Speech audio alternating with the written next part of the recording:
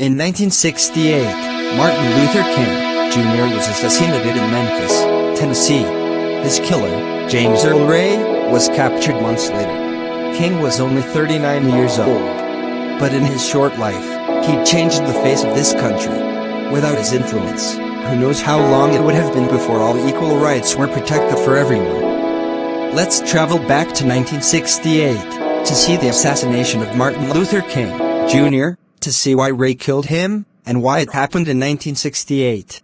Martin and the Southern Christian Leadership Conference planned another march to Washington, D.C., for the spring of 1968. The purpose was to get Congress passed laws that would help poor people get better jobs.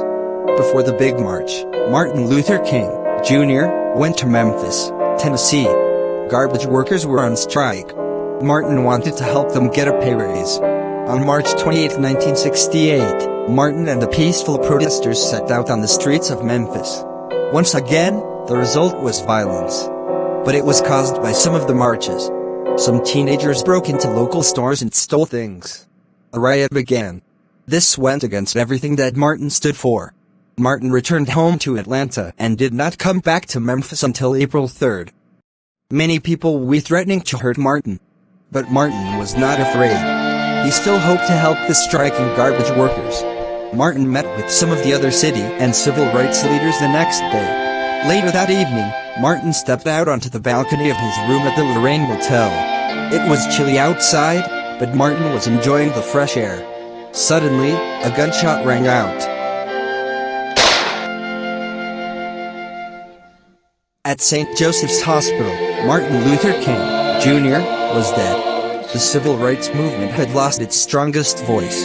On June 8, 1968, a white man named James Earl Ray was arrested for killing Martin Luther King, Jr. After Ray was arrested, he confessed.